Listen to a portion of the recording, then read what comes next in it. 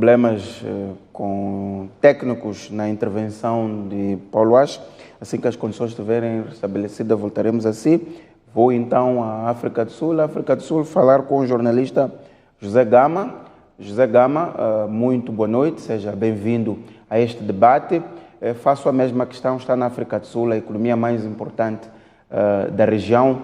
Como é que esta cimeira, digamos, é percepcionada aí na África do Sul e as grandes questões da SADC, se elas estão resolvidas ou se esta cimeira permitiu apontar caminhos e soluções? Como está na África do Sul, acompanhou também a intervenção que houve na Assembleia da República da África do Sul sobre a intervenção ou não do país no conflito no norte de Moçambique, concretamente na província de Cabo Delgado. Como é que associa estes elementos todos, a discussão que há aí nos corredores políticos na África do Sul e a cimeira de hoje? Apontam-se já alguns caminhos para intervir de forma mais acutilante naqueles que são os principais problemas na região austral da África, em particular Cabo Delgado? Desde já, muito boa noite a todos e obrigado pela oportunidade mais uma vez. De facto, Moçambique assume esta cimeira que se assinala os 40 anos da SADC com dois desafios importantes, ou melhor, três desafios importantes, que é a situação do Cabo Delgado, a situação do Zimbábue e o desafio que o continente está a viver face ao Covid. Sobre a situação do Zimbábue, como todos sabem, Zimbábue, desde que foi exonerado o ministro da Saúde por ter facilitado um contrato com uma empresa dos Emirados sem ter cumprido com os requisitos de transparência, levou com que a população saísse à rua para exigir mais transparência, mais medidas sobre o combate à corrupção, e depois, nas últimas semanas, vimos o debate a mudar, em que a população passou a exigir a retirada do próprio presidente para que ele cumpra os objetivos, no sentido de que o poder voltasse para as mãos dos civis. E com isso o governo pôs a polícia à rua. A polícia tem sido acusada de ter cometido atos de abusos contra os direitos humanos. O governo nega. Por outro lado, a África do Sul enviou três emissários especiais para o Zimbábue, porque é para discutir a situação. De início criou-se um clima frio, porque as autoridades zimbabueanas inicialmente recusaram-se a receber os enviados, alegando que não havia necessidade de tal, porque não há crise.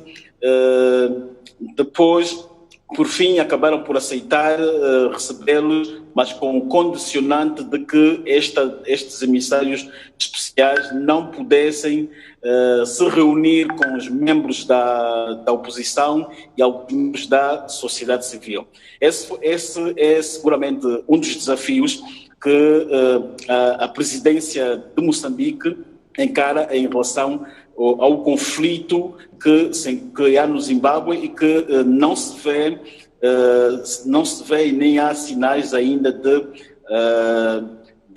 se estancar. O segundo desafio, como dizia, é a situação de Cabo Delgado. Aqui na África do Sul, a oposição necessariamente olhou aquilo desde os últimos dias, olhou com muita atenção, com muita expectativa de que esta cimeira pudesse aprovar alguma resolução sobre Cabo Delgado. Como se sabe, tem havido uma pressão enorme no sentido de Moçambique envolver toda a região da SADC sobre a situação que se está a viver no norte do país, mas por outro lado nota-se que não é este objetivo, não é este objetivo que Moçambique quer, de fazer um convite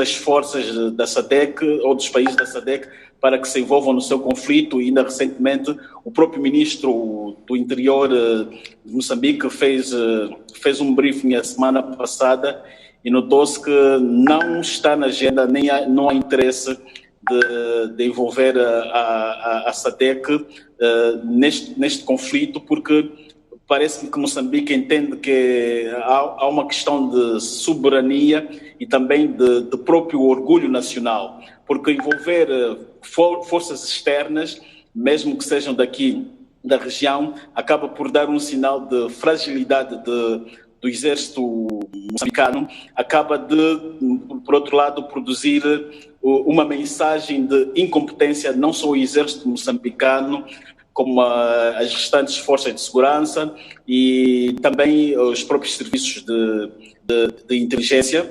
Mas, por outro lado, né, sabe-se que Moçambique não tem chamado, ou melhor, não tem convidado os países a envolverem-se diretamente, mas a África do Sul tem estado de forma, em termos de consultorias, através de empresas como a DARC, que está a prestar assessoria na questão de Cabo Delgado, como estão os russos, como estão os russos. Quer dizer, no fundo, o conflito de Cabo Delgado acabou por ser internacionalizado e Moçambique não tem como ficar isolado nessa situação. Todos os países, pelo que se observa, é que muitos dos países daqui da região estão preparados. A África do Sul está em prontidão. Há relatos de comandantes militares em prontidão, por exemplo, aqui na zona de Pretória, aqui em zonas de Pretória, em quartéis que estão em prontidão, aguardando por um convite formal por parte das autoridades moçambicanas para intervir em Cabo Delgado. Angola também é um dos países que tem prestado muita atenção à situação de Cabo Delgado, acaba por ter alguma preocupação, porque há informação de que alguns dos jihadistas que operam em Cabo Delgado receberam formação ou treinamento na zona do Congo, né? E depois do Congo transferiram-se para a Tanzânia e Tanzânia entraram para Moçambique. E Angola faz fronteira com o Congo. Quer dizer que entende-se que há uma agenda de expansionismo islâmico radical de forma a tomar a região da África Austral. Por isso mesmo é que Angola tem estado também muito, muito preocupada com este assunto, e uma das medidas que tomou é o reforço das suas fronteiras com o Zaire. Angola tomou a lição de que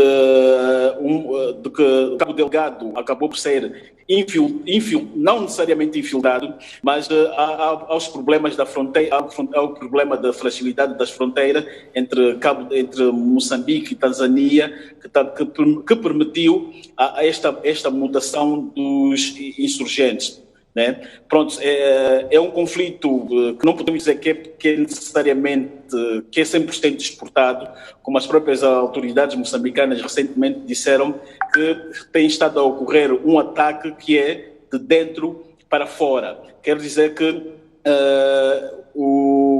os insurgentes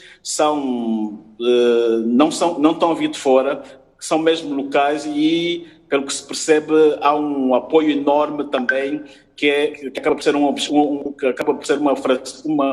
obstáculo para as autoridades nesse combate, que é o apoio que acabam por ter dos próprios locais, dos próprios nativos. Como se sabe, muitos desses insurgentes são locais, têm familiares ali, e uma das evidências é quando, muitas das vezes, quando as praias são tomadas de assalto, depois nota-se ali os insurgentes em convívio com a própria população. Então, isso mostra que Moçambique acaba por ter um desafio enorme, e mesmo que queiram envolver a SADC, mas eu acho que eu acho que a primeira preparação e o primeiro ator importante neste ato deve ser mesmo as forças moçambicanas, porque são elas que conhecem o terreno, são elas que conhecem o problema social que ocorre em Cabo Delgado, porque podem chamar, e por isso mostra que a solução de Cabo Delgado não é necessariamente uma solução militar, porque não é chegar ali e bombardear as áreas, porque os insurgentes estão misturados com a população, né? Estão misturados com a população. Hoje não se sabe quem é quem. E eu creio que isto vai requerer um trabalho enorme de inteligência.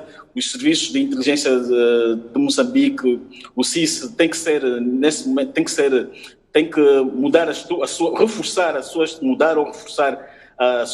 estratégia, reforçar os seus planos de coletas, de dados, de informação, estudar melhor ali o conflito e ver uma solução menos militarizada para poder ver o que é que se pode fazer para a região. E depois partilhar também experiência com os vizinhos. Nesse momento, Moçambique e Tanzânia devem estar muito unidos nesse combate, porque a ideia que se tem é que tenha havido uma não diria desunião, mas precisa de haver mais mais alinhamento. Né?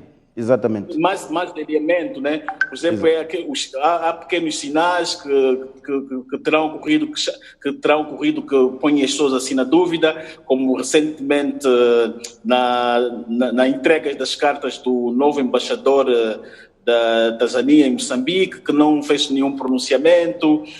Houve o caso da última tomada de posse do presidente News, que praticamente não fez uma menção assim tão transparente sobre a Tanzânia, e houve também a ausência do próprio presidente da Tanzânia na tomada de posse. Então fica-se com aquela ideia de que alguma coisa não está bem na relação entre Moçambique e Tanzânia. Algo aí não está bem, e que os dois países precisam de estar mais alinhados, porque partilham uma fronteira em comum. Zé Gama, temos tempo para conversar ainda. Permita-me que passe a palavra a Fredson Guilherme.